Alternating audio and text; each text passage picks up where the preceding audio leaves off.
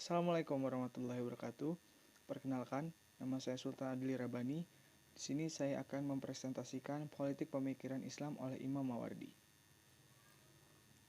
Pasca kepemimpinan Nabi Muhammad SAW dan Al-Khulafa al-Rasyidin, peta perpolitikan dan sistem bernegara mengalami perubahan yang sangat signifikan.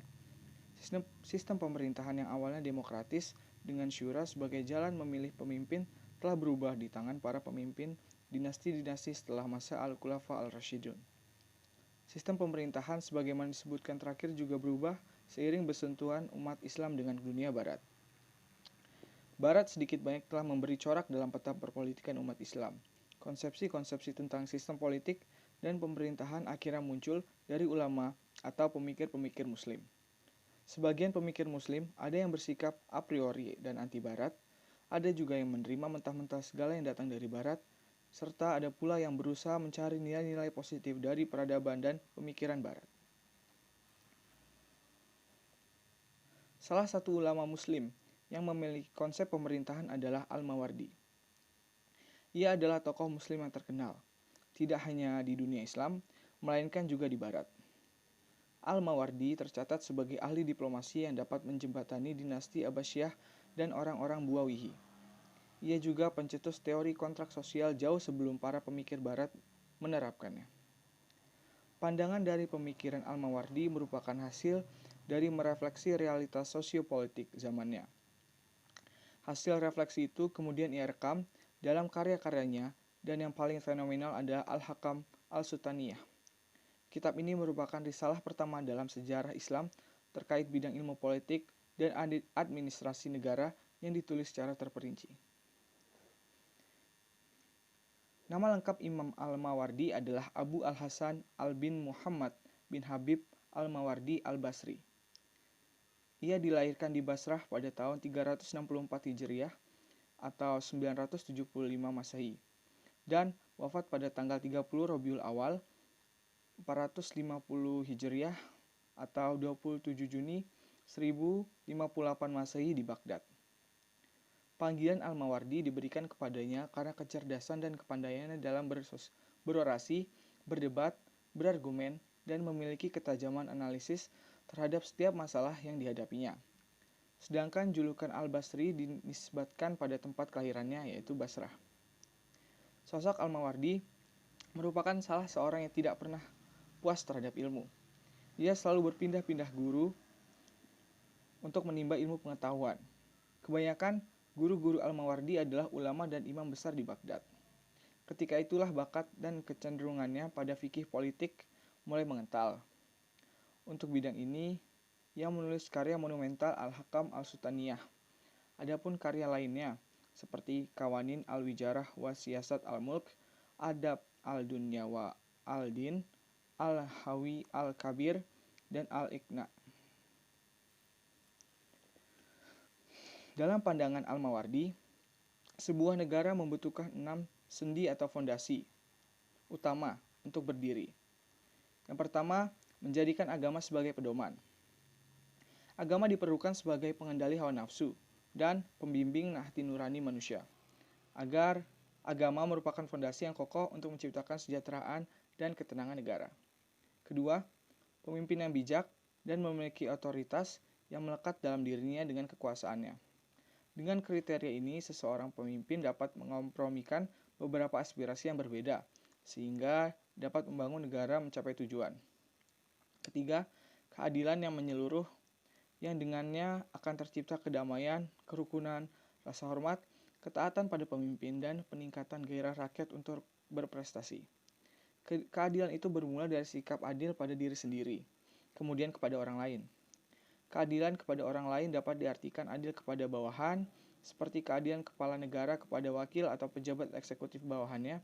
Kemudian adil kepada atasan, yaitu keadilan yang dilakukan oleh rakyat kepada kepala negara untuk patuh, loyal, dan siap membantu negara. Dan adil kepada sejawat, yaitu keadilan kepada orang yang setara, dengan cara menghormati sikap mereka, tidak mempermalukan dan menyerangnya. Keempat, keamanan semesta, yang akan memberi kedamaian batin kepada rakyat, dan pada akhirnya mendorong rakyat berinisiatif dan kreatif dalam membangun negara. Kelima, kesuburan tanah air yang berkesinambungan, yang akan menguatkan inisiatif rakyat untuk menyediakan kebutuhan pangan dan kebutuhan ekonomi lainnya, sehingga konflik antar penduduk dapat dikurangi dan teratasi. Keenam, harapan bertahan dan mengembangkan kehidupan. Kehidupan manusia melahirkan generasi-generasi masa depan. Generasi sekarang harus mempersiapkan sarana dan prasarana, struktur dan infrastruktur bagi generasi mendatang. Orang yang tidak mempunyai harapan bertahan, maka ia tidak mempunyai semangat dan usaha hidup mapan.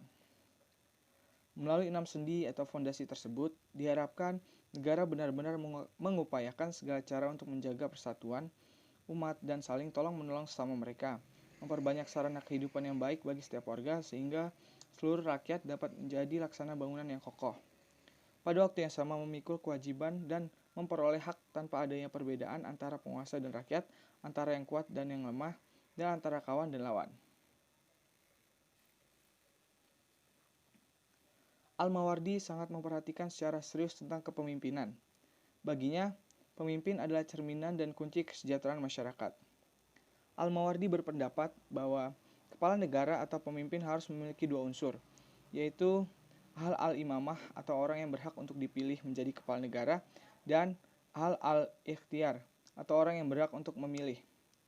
Orang yang dicalonkan sebagai kepala negara atau hal al-imamah harus memiliki 7 syarat, yaitu adil, mempunyai ilmu untuk melakukan ijtihad dalam menghadapi persoalan-persoalan dan hukum, sehat pendengaran, mata, dan lisannya supaya dapat berurusan langsung dengan tanggung jawabnya, sehat badan, sehingga tidak terhalang untuk melakukan gerakan dan melangkah cepat, pandai dalam mengendalikan urusan rakyat dan kemaslahatan umum, berani dan tegas membela rakyat dan menghadapi musuh dan keturunan Quraisy.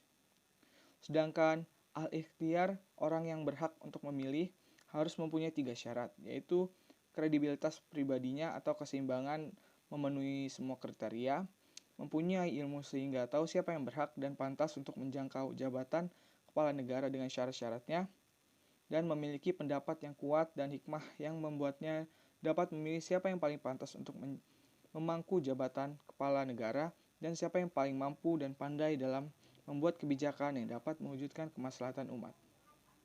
Menurut Al-Mawardi, secara garis besar, ada 10 tugas dan kewajiban kepala negara terpilih, yaitu memelihara agama, melaksanakan hukum di antara rakyat dan menyelesaikan perkara yang terjadi agar tidak ada yang menganiaya dan teraniaya, kemudian memelihara keamanan dalam negeri agar orang-orang dapat melakukan aktivitasnya dan mengadakan perjalanan dengan aman, kemudian menegakkan hudud, kemudian membentuk tentara yang tangguh untuk membentengi negara dari serangan musuh, kemudian melakukan jihad terhadap orang yang menolak ajaran Islam setelah diajak, kemudian memungut harta sedekah dan pajak dari orang-orang yang wajib membayarnya, kemudian penyaluran harta dari pajak dengan negara kepada yang berhak, kemudian mengangkat pejabat-pejabat yang terpercaya, dan mengangkat orang-orang yang kompeten untuk membantunya dalam menunaikan amanah dan wewenang yang ia pegang, dan terakhir melakukan inspeksi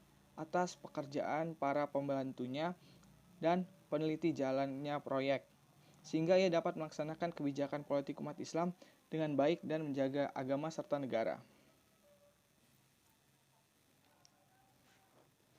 Kesimpulannya, pemikiran politik Al-Mawardi mampu menerangkan realitas dan praktik politik pada masanya, yang sering memberikan justifikasi terhadap kekuasaan khalifah.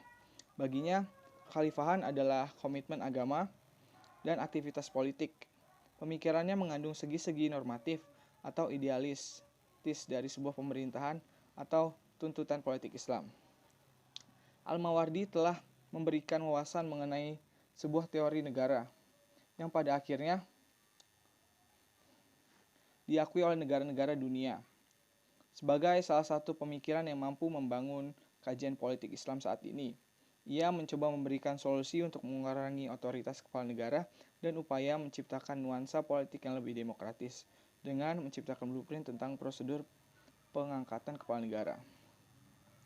Baiklah, sekian dari saya. Terima kasih atas perhatiannya. Assalamualaikum warahmatullahi wabarakatuh.